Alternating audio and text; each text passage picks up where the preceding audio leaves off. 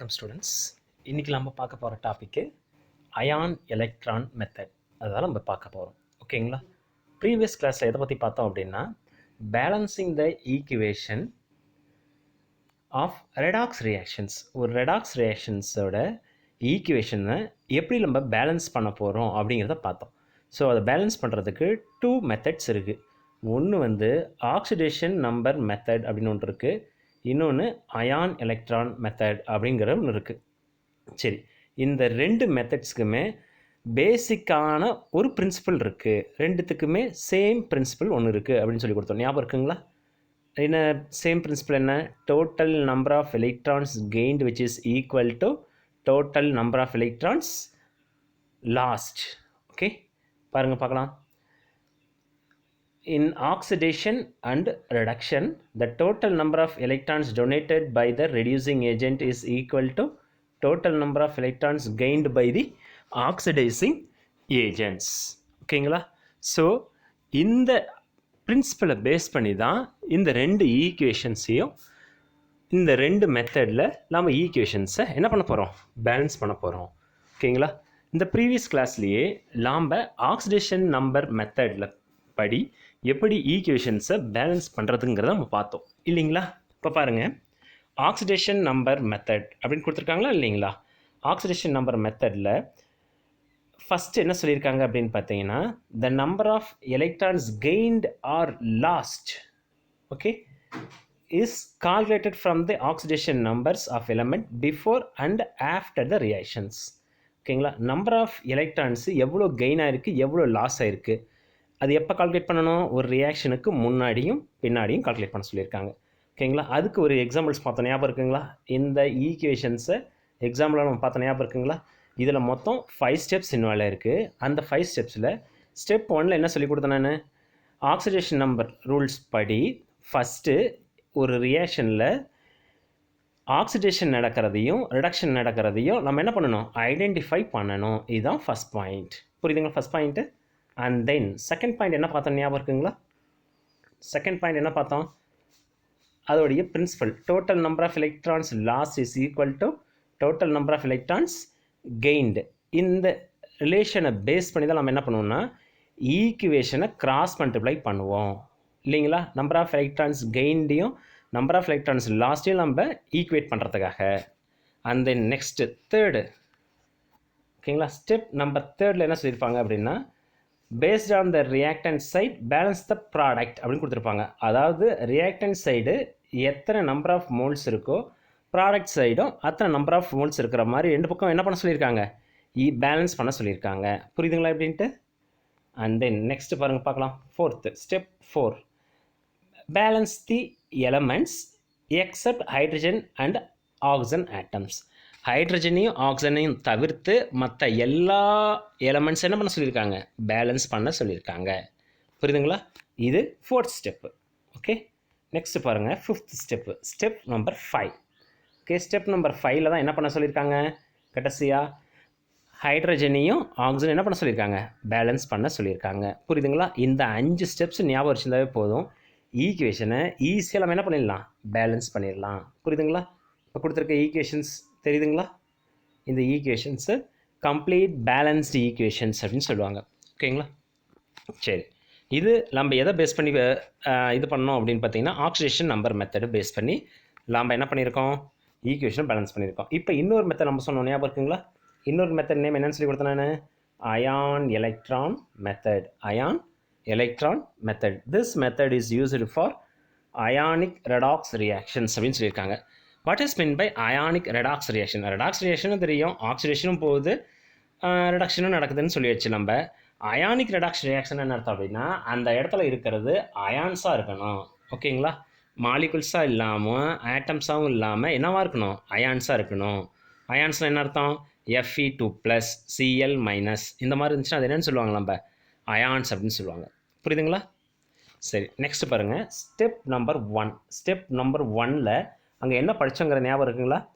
Using oxidation number concept find out the reactance which undergo oxidation and reductions. அதாவது oxidation number concept படி நம்ம என்ன find out பண்ணணும்? Oxidation எங்கே போயிருக்கு, ரிடக்ஷன் எங்கே நடந்துகிட்ருக்குங்கிறத நம்ம ஃபைண்ட் அவுட் பண்ணணும். இதுதான் ஃபஸ்ட் பாயிண்ட். இந்த பாயிண்ட்டே தான் நம்ம எங்கே படிச்சிருப்போம், ஆக்சிடேஷன் நம்பர் மெத்தட்லையும் படிச்சிருப்போம். புரியுதுங்களா? ஸோ ஃபஸ்ட் பாயிண்ட் கொஞ்சம் கிளியராக இருக்கீங்களா? ஸோ ஃபஸ்ட் பாயிண்ட்டுங்கிறது 2 பேத்துக்குமே காமன் தான். பிரின்சிபலும் 2 பேத்துக்கு காமன் தான். அண்ட் தென் ஃபஸ்ட் பாயிண்ட்டும் 2 பேத்துக்கும் காமன் தான். Now step 2. ஸ்டெப் 2ல என்ன கொடுத்துருக்காங்கன்னு பாருங்கள் பார்க்கலாம்.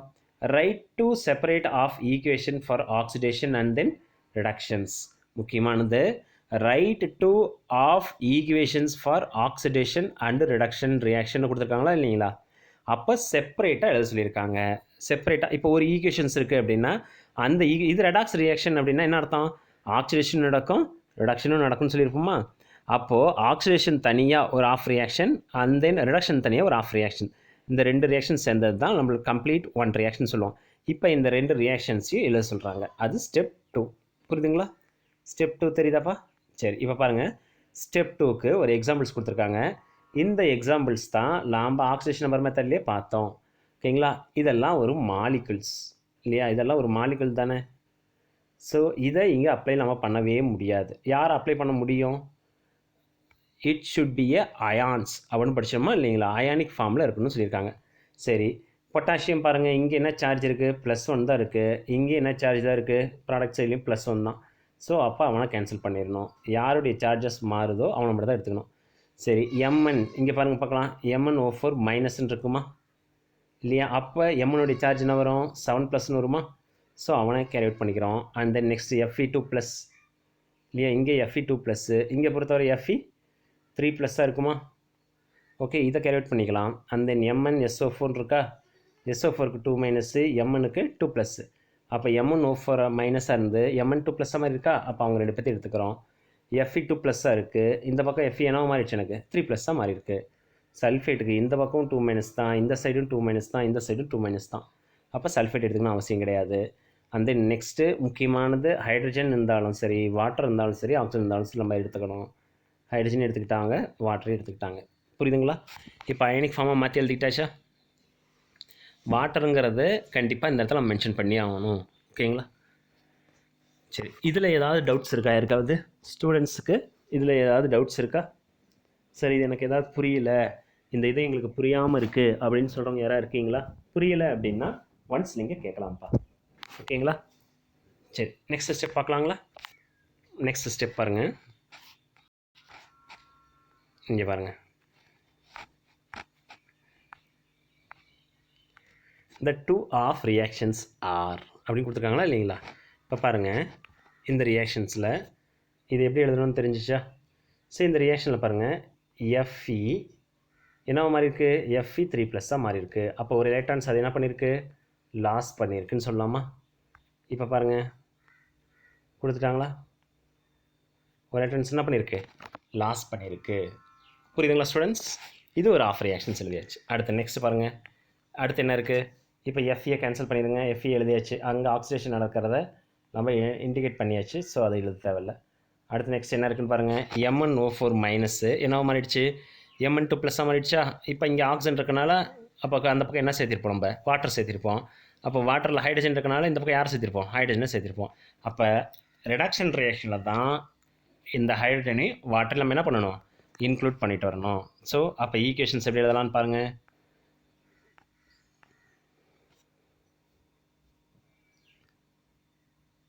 இங்கே பாருங்கள், MnO4. இப்போ Mனுடைய சார்ஜு நம்மளுக்கு நல்லா தெரியும், 7+ன்னு தெரியும். ஓகேங்களா? 7+ன்னு தெரியும். இங்கே Mn2+ மாதிரி இருக்குது. அப்போ எத்தனை எலக்ட்ரான்ஸ் கெயின் பண்ணியிருப்பான், 5 எலக்ட்ரான்ஸ். ஸோ 5 அப்படின்னு போட்டாச்சு. ஓகேங்களா? புரியுதுங்களா? இந்த ரியாக்ஷன்ஸ் தெரியுதாப்பா? சரி, அடுத்து நெக்ஸ்ட் பிறகு பார்க்கலாம்.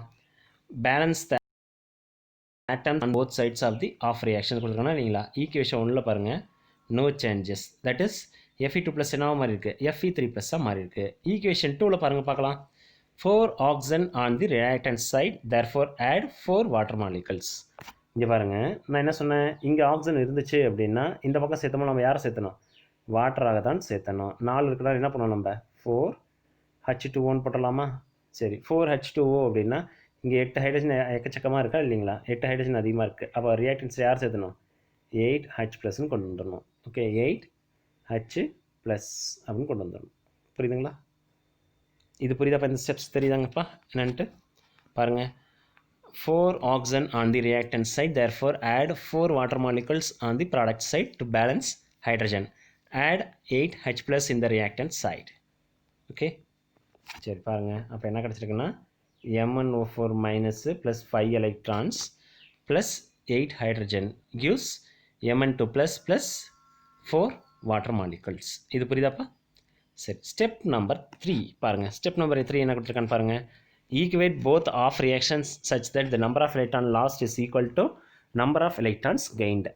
Oxidation number மெத்தடில் ஸ்டெப் 2 என்ன படிச்சிருப்போம் அப்படின்னா, இந்த according to the principle number of electrons lost is equal to number of electrons gained அப்படின்னு படிச்சிருப்போம் இல்லைங்களா? அதுக்கு தகுந்தபடி நம்ம என்ன பண்ணணும், ஈக்குவேஷனை பேலன்ஸ் பண்ணணும் அப்படின்னு படிச்சிருக்கோமா இல்லைங்களா? இங்கே ஸ்டெப் 3ல் தான் அந்த மாதிரி பண்ண போகிறோம் அயான் எலக்ட்ரான் மெத்தடில். ஃபஸ்ட்டு ஸ்டெப்பு 2 பேத்துக்குமே காமன். செகண்ட் ஸ்டெப் வரும்பொழுது அயன் எலக்ட்ரான் மெத்தடில் நம்ம கிட்ட இருக்கிற ரியாக்ஷனை என்ன பண்ணணும், 2ஆக செப்பரேட் பண்ணணும். புரியுதுங்களா? 2ஆக செப்பரேட் பண்ணணும். இப்போ ஸ்டெப் 3 வந்துருச்சா இல்லைங்களா? ஸ்டெப் 3ல் தான் அங்கெல்லாம் பார்த்த ஸ்டெப் 2வை இங்கே அப்ளை பண்ணணும். அதாவது number of electrons lost is equal to number of electrons gained அப்படின்னு பார்த்துக்கணும். சரி, இப்போ பாருங்கள், பார்க்கலாம் என்ன கொடுத்துருக்காங்க. இப்போ ரெண்டுமே லாஸ்ட்டும் இதுவும் ஈக்குவேட் பண்ண சொல்லியிருக்காங்க. சரி, இங்கே பாருங்கள். நம்பர் ஆஃப் எலக்ட்ரான்ஸ் லாஸ்ட் எவ்வளோ இருக்குது? 1 எலக்ட்ரான்ஸ் இருக்குது. நம்பர் ஆஃப் எலக்ட்ரான்ஸ் கெயின்ட் எவ்வளோ இருக்குது? 5 இருக்குது. அது எப்படிப்பா? ஒருத்தர் ₹1 தான் கொடுக்குறாங்க, அதுவே உங்கள் கைக்கு வரும்போது ₹5 வருமா? நல்லா யோசிச்சு பாருங்கள். உங்கள் வீட்டில் உனக்கு பாக்கெட் மணியாக ₹1 கொடுக்குறாங்கன்னு வச்சுக்கிங்களேன், உங்கள் கைக்கு அது வரும்போது ₹5 வருமா? அந்த மாதிரி நடக்குமா?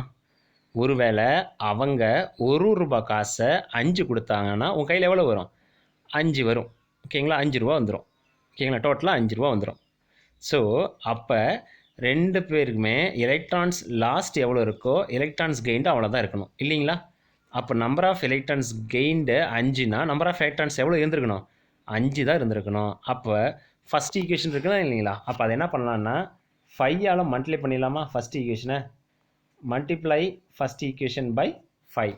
இப்போ என்ன கிடைக்குன்னு பாருங்கள், பார்க்கலாம். 5Fe2 plus gives 5Fe3 plus 5 electrons.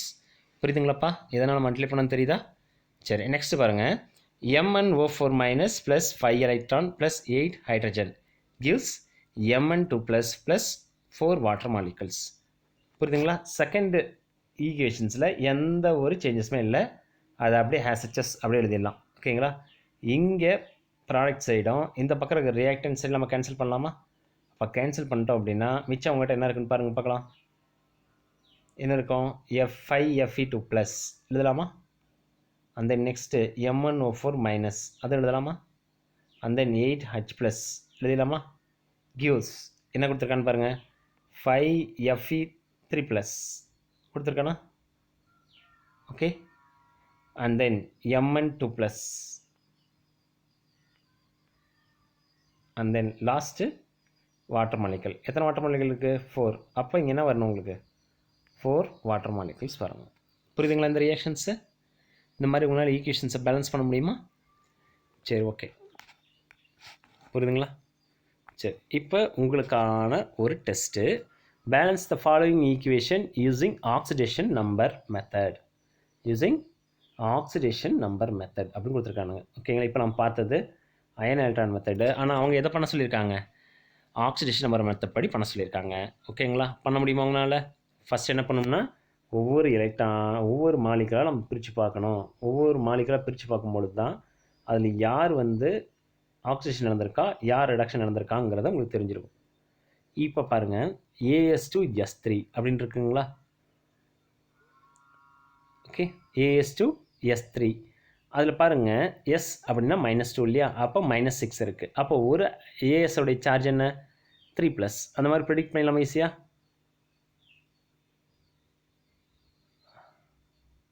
புரியுதுங்களா இது எப்படின்ட்டு? சரி, இப்போ ஒவ்வொன்றா அடுத்து HNO3 இருக்கா இல்லைங்களா? அதையும் பிரித்து பாருங்கள். அதை பிரித்து பார்த்தா நைட்ரஜனுக்கு என்ன சார்ஜ் வரும்? Hக்கு +1. அண்ட் தென் அப்போ நைட்ரஜனுக்கு 5+ இருந்தால் அது மட்டும்தானே. ஆக்சிஜனுக்கு மொத்தம் எத்தனை இருக்குது? 3 இருக்குது. அப்போ -6 வரும். அப்போ தானே இந்த molecule set to be neutral 1. Okay, அதை பார்த்துக்க முடியுமா? ஓகே, சரி, இப்போ இதுக்கான சொல்யூஷன்ஸை நம்ம பார்க்கலாம். பாருங்கள் students, AS2 plus HNO3 gives H3AS4 plus H2SO4 plus NO. இதில் நான் ப்ரெடிக்ட் பண்ண சொன்னேன்னா, சல்ஃபருக்கு எப்போவுமே நெகட்டிவ் சார்ஜாக இருந்துச்சுன்னா -2. அப்போ சல்ஃபர் 3 இருக்குன்னா -2னா -6 வருமா? அப்போ முன்னாடி AS2க்கு என்ன சார்ஜ் வரும்? +3 சார்ஜ் வரும். ஓகே, இதை ஈஸியாக ப்ரெடிக்ட் பண்ணிடலாமா நீங்கள்? அந்த நெக்ஸ்ட்டு நைட்ரஜனுக்கு ஈஸியாக ப்ரெடிக்ட் பண்ணிடலாமா? ஒரு நைட்ரஜனுக்கு +5, ஹைட்ரஜனுக்கு +1, அப்போ +6, அப்போ O3க்கு -6. கரெக்டாக காமெண்ட் சைட் ஆகிடுச்சா? அடுத்து H3AS4 இருக்கா? இங்கே ஏஎஸோட வேல்யூ பாருங்கள், +5. இப்போ +3லேருந்து +5 மாதிரி இருக்கா இல்லைங்களா? அப்போ இங்கே என்ன நடந்திருக்கு? ஆக்சிடேஷன் நடந்திருக்கு. ஓகே, அந்த H2SO4ல் எஸ் இருக்கா இல்லைங்களா? அவனுடைய சார்ஜ் என்ன சொல்லுவாங்க? +6. அப்போ பாருங்கள், சல்ஃபைடுடைய சார்ஜு என்ன மாதிரி இருக்குது? SO4க்கு இதில் இருக்கிற சல்ஃபருக்கு +6 இருக்கா இல்லைங்களா? அவனோட சேருது. ஓகேங்களா? எவ்வளோ டிஃப்ரென்ஸ் வருதுன்னு பாருங்கள். -2லேருந்து +6 இருக்காங்க. அப்போ 8 எலக்ட்ரான்ஸ் அது என்ன பண்ணியிருக்கு? லாஸ் பண்ணியிருக்கு அப்படின்னு சொல்லணும். அதாவது பாசிட்டிவ் சார்ஜ் இன்க்ரீஸ் ஆக என்ன இதுன்னு சொல்லி கொடுத்தோம்? ஆக்சிடேஷன் சொன்னோமா இல்லைங்களா? So that's it. And then nitrogen பாருங்கள், +3லேருந்து என்னவா மாறி இருக்குது? சாரி, +5லேருந்து +2 மாறி இருக்குது. அப்போ அது என்ன அர்த்தம்? ரிடக்ஷன் நடந்திருக்கு அப்படின்னு ஞாபகம் வச்சுக்கணும். புரியுதுங்களா என்னன்ட்டு? இப்போ பாருங்கள், இதில் 2 மாலிகுல்ஸ் உங்கள்கிட்ட இருக்குது. ஒன்று arsenic sulphide. Okay, arsenic sulphide. இதில் ஏஎஸோடைய சார்ஜு என்ன அப்படிங்கிறத பார்த்துங்க. ஓகேங்களா? ஏஎஸோடைய சார்ஜு 2 × 2 எலக்ட்ரான்ஸ். 2 எலக்ட்ரான்ஸ் தான் அவன் கெயின் பண்ணுறான். இங்கேருந்து இங்கே பாருங்கள் எத்தனை எலக்ட்ரான்ஸ் கெயின் பண்ணியிருக்கான்ட்டு. ஓகே, அண்ட் தென் சல்ஃபர் பாருங்கள் பார்க்கலாம். -2லேருந்து என்னவா மாறிடுச்சு? +6 மாறி இருக்கா? -2லேருந்து +6. அப்போ எத்தனை electrons? 8 electrons. Okay, 8 electrons × 3. And then next இப்போ அடுத்த மாலிகுலுக்கு வாங்க. NH3 எழுதுகிறோமா? அதில் என்னுடைய சார்ஜ் +5, அந்த பக்கம் போகும்பொழுது +2ன்னு மாறிடுதா? அப்போ எவ்வளோ எலக்ட்ரான்ஸ் கெயின் ஆகிருக்குது? 3. அப்போ 3ன்னு மட்டும் போட்டுக்குவாங்க. புரியுதுங்களா? இப்போ ஒரே மாலிகுலில் இருக்கிறனால, ஓகே, ஒரே மாலிகுலில் இருக்குது. அதுவுமே ரெண்டுத்துலேயுமே என்ன நடந்திருக்கு? ஆக்சிடேஷன் மட்டும்தான் நடந்திருக்கு. ஸோ அப்போ அந்த ரெண்டுத்தையும் என்ன பண்ணுவாங்கன்னா ஆட் பண்ணிக்குவாங்க. ஓகேங்களா? 2 × 2. எதனால் 2 × 2ன்னு போட்டோம் சொல்லுங்க திரும்பிங்களா அவனால்? இங்கே பாருங்கள், +3 இருந்திருக்கு. இங்கே என்ன மாதிரி இருக்குது? +5 மாதிரி இருக்குது. அப்போ 2 எலக்ட்ரான்ஸு அது கெயின் பண்ணியிருக்கு. அப்போ 2. ஓகேங்களா? AS2 இருக்கா இல்லைங்களா? அப்போ 2 × 2 எலக்ட்ரான்ஸ். அந்த நெக்ஸ்ட் பாருங்கள், சல்ஃபர் 3 எலக்ட்ரான்ஸ், சாரி 3 இருக்கா? 3 அயன்ஸ் இருக்கா? எத்தனை எலக்ட்ரான்ஸ் கெயின் ஆகிருக்கு? 8. -2லேருந்து +6 வரைக்கும் இருக்கா? அப்போ 8 எலக்ட்ரான்ஸ். அப்போ 3 × 8 24. அப்போ 24 + 4 எலக்ட்ரான்ஸ் எவ்வளோ வருது? 28 எலக்ட்ரான்ஸ். இந்த ஸ்டெப்ஸ் நல்லா கிளியராக அண்டர்ஸ்டாண்ட் பண்ணிக்கிங்க. இதில் ஏதாவது டவுட்ஸ் இருந்துச்சுன்னா இம்மீடியட்டாக கேட்டுக்கோங்க. ஓகேங்களா? சரி, அடுத்து நெக்ஸ்ட் பாருங்கள் பார்க்கலாம். இந்த பக்கம் எவ்வளோ எலக்ட்ரான்ஸு? 3 எலக்ட்ரான்ஸ் தான். நம்ம ஏற்கனவே என்ன சொல்லியிருக்கோம்? Total number of electrons gained which is equal to total number of electrons லாஸ்ட்டா. அப்போ அதுக்குப்படி என்ன பண்ணணும் அப்படின்னு பார்த்தீங்கன்னா கிராஸ் மல்டிப்ளை பண்ணிக்கணும். எங்கே? Reactance side. Okay, reactance side. அப்போ என்ன பண்ணணும்னா இதை 3ஆல் மல்டிப்ளை பண்ணணும். இதை என்ன பண்ணணும்? 28ஆல் மல்டிப்ளை பண்ணணும். அப்போ பாருங்கள், 3AS2 + 28HNO3. Okay, 28HNO3 gives, அப்போ என்ன கொடுக்குன்னு பாருங்கள், H3ASO4 இதுதான் கிடைக்கும். H3ASO4 + H2SO4 okay plus NO அப்படின்னு எழுதிக்கலாமா? இந்த ஸ்டெப்ஸ் புரியுதுங்களா ஸ்டூடெண்ட்ஸ்? எப்படி எழுதியிருக்கான்ட்டு இதெல்லாம் பார்த்தீங்கன்னா நம்மளுக்கு கொடுக்குற ஜென்ரல் ஈக்குவேஷன் இருக்கா இல்லைங்களா? அந்த ஜென்ரல் ஈக்குவேஷனே பாருங்கள் கொடுத்துருப்பாங்க. ஓகேங்களா? இந்த HNO3 பதில் HNO3 எழுதியிருக்கோமா இல்லைங்களா? அதில் பாருங்கள் இருக்கும். So based on reactant side balance the product side. அப்போ ரியாக்டன்ட் சைடு படி என்ன பண்ணணும்? ப்ராடக்ட் சைடு என்ன பண்ணணும்? ஈக்குவேஷனை பேலன்ஸ் பண்ணணும். இங்கே மொத்தம் எத்தனை இருக்குது? 6 இருக்கா?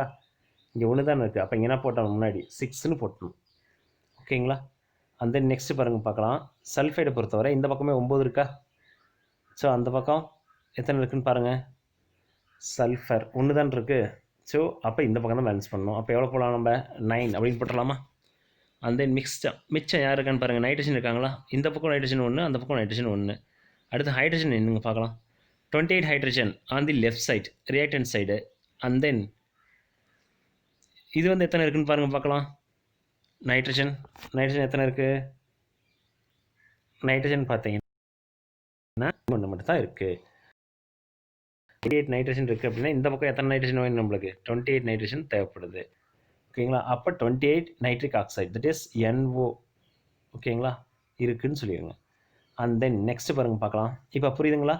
3as2s3 + 28 HNO3 gives என்ன கொடுத்துருக்குன்னு பாருங்கள், 6H3ASO4 + 9H2SO4 + 28NO கொடுத்துருக்கானுங்க. புரியுதுங்களா இது அப்படின்ட்டு?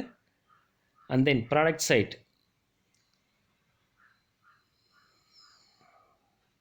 இப்போ அடுத்து நெக்ஸ்ட் பாருங்கள், ரியாக்டன்ட் சைடும் ப்ராடக்ட் சைடும் இருக்கிறது ஈக்குவேட் பண்ணி பார்க்கலாம். எல்லாமே பேலன்ஸ் ஆகிடுச்சு அப்படின்னா கடைசியாக யார் பேலன்ஸ் பண்ணணும்? நம்ம ஹைட்ரஜனையும் ஆக்சிஜனையும் பேலன்ஸ் பண்ணணும். ரியாக்டன்ஸ் எத்தனை இருக்குது? 28 ஹைட்ரஜன் இருக்குது, 84 ஆக்சிஜன் ஆட்டம்ஸ் இருக்குது. ப்ராடக்ட் சைடு எத்தனை இருக்குது? 36 ஹைட்ரஜன் ஆட்டம்ஸ் இருக்குது, 88 ஆக்சிஜன் ஆட்டம்ஸ் இருக்குது இல்லையா? ஸோ அப்போ இந்த டிஃப்ரெண்ட்டை போக்குறதுக்காக நம்ம என்ன பண்ணுறோம் அப்படின்னா ஆட் 4 வாட்டர் மாலிகுல்ஸ். எதுக்காக 4 மாலிகுல்ஸ் நம்ம ஆட் பண்ணுறோம்? ஏன்னா difference is hydrogen, 8 hydrogen atoms and then 4 oxygen atoms சொல்கிறோன்னா இல்லைங்களா? இப்போ நம்ம என்ன பண்ணுறோம் அப்படின்னு பார்த்தீங்கன்னா ஜஸ்ட் டிஃப்ரென்ஸ் வச்சு நம்ம விற்க பார்க்குறோம். ஓகேங்களா? 4 water molecules on the reactant side. இங்கே பாருங்கள், இப்போ இந்த ஈக்குவேஷன்ஸில் எப்படி வந்துச்சுங்கிறது உங்களுக்கே தெரியும். இந்த ரியாக்ஷன் HSO4 தெரியும், 9H2O தெரியும். ஓகேங்களா? இப்போ பாருங்கள் எல்லாம் 6ன்னு இருக்கா? இப்போ இங்கே 6 போட்டால் முடிஞ்சு போச்சா? அடுத்து நெக்ஸ்ட்டு நைட்ரஜன் ஒன்று தான் இருக்குது. ஓகேங்களா? அப்போ அதுவும் பேலன்ஸ் ஆகிடுச்சு. கடைசியாக யாரை பேலன்ஸ் பண்ணிக்கலாம்? ஹைட்ரஜனையும் ஆக்சிஜனையும் என்ன பண்ணலாம்? நம்ம பேலன்ஸ் பண்ணிக்கலாம். புரியுதுங்களா ஸ்டூடெண்ட்ஸ்? இந்த கொஷின்ஸு மோஸ்ட் இம்பார்ட்டன்ட் கொஷின்ஸு. ஓகேங்களா? ஓகே, அடுத்து நெக்ஸ்ட் பார்க்கலாங்களா? சரி பாருங்கள், நெக்ஸ்ட் எக்ஸாம்பிள்ஸ் என்ன கொடுத்துருக்கான்னு பாருங்கள் பார்க்கலாம். நம்மளுடைய book back எக்ஸாம்பிள்ஸில் K2Cr2O7 + Ki + H2SO4 gives K2SO4 Cr2SO4 thrice + I2 + water அப்படின்னு கொடுத்துருக்காங்களா? ஓகே, இதில் ரியாக்டன்ட் சைடு ப்ராடக்ட் சைடு. ஓகேங்களா? ஸ்டெப் 1ல் என்ன சொல்லுவாங்க? ஸ்டெப் 1 ஏற்கனவே பார்த்தோம் இல்லைங்களா? ஸ்டெப் 1ல் என்ன பண்ணியிருப்போம்? நம்ம எதில் ஆக்சிஜன் நடக்குது, எதில் ரிடக்ஷன் நடக்குதுன்னு கண்டுபிடிக்கணுமா? அப்போ ஈஸியாக கண்டுபிடிச்சிடலாமா? இதை புரியுங்க. இது +1னா அப்போது Cr2O4 O7 -2 இருக்கும். அப்போ குரோமியத்தோட சார்ஜ் என்ன வரும்? +6ன்னு வரும். சரி, அதுவே இந்த சைடு +6 இல்லையா? அதுவே இந்த சைடு வாங்க பார்க்கலாம். இங்கே என்ன சார்ஜ் வருது? +3 வருது. ஓகேங்களா? அண்ட் தென் அயோடைடு பாருங்க பார்க்கலாம். இந்த பக்கம் -1ல் இருக்குது, இங்கே என்ன சார்ஜ் இருக்குது? 0ல் இருக்குது. புரியுதுங்களா? என்ன இருக்குது? 0ல் இருக்குது. இதுவும் புரியுதுங்களா? ஸோ அப்போ இதை வச்சு ஒரு கன்க்ளூஷனுக்கு வந்திருக்கலாம் நம்ம. இங்கே பாருங்கள், இங்கேருந்து இங்கே போதா இல்லைங்களா? ஓகே, இங்கே போதா இல்லைங்களா?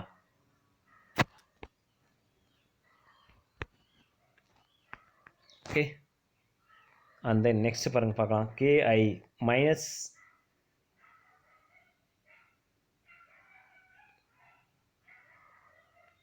ஓகே, இப்போ குரோமியத்தோடைய சார்ஜை நம்ம பேலன்ஸ் பண்ணியாச்சு. அடுத்து அயோடினுடைய சார்ஜ் பாருங்க பார்க்கலாம்.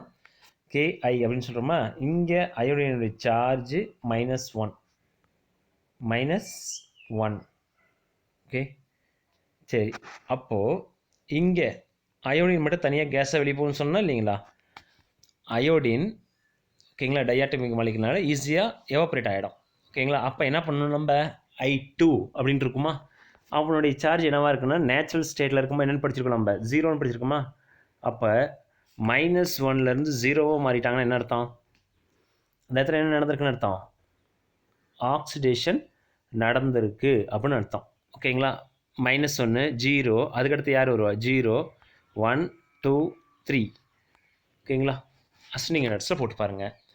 அப்போ கண்டிப்பாக அதில் ஆக்சிடேஷன் போயிருக்குன்னு சொல்லியிருக்கலாம். அண்ட் தென் கேஐன்னு கொடுத்தோமா இல்லைங்களா, அது என்ன போயிருக்குன்னு பாருங்கள். இல்லைங்களா? ஓகே.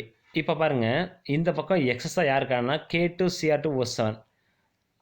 ஓகேங்களா, அந்த O7 மட்டும்தான் எக்ஸஸாக இருக்குது. இப்போ அதையும் கேன்சல் பண்ணியாச்சு நம்ம. ஓகேங்களா, இப்போ என்ன கிடைக்கும் உங்களுக்கு? K2Cr2O7 plus 6Ki plus H2SO4 gives K2SO4, okay, plus Cr2O4 7. வரேங்கண்ணா.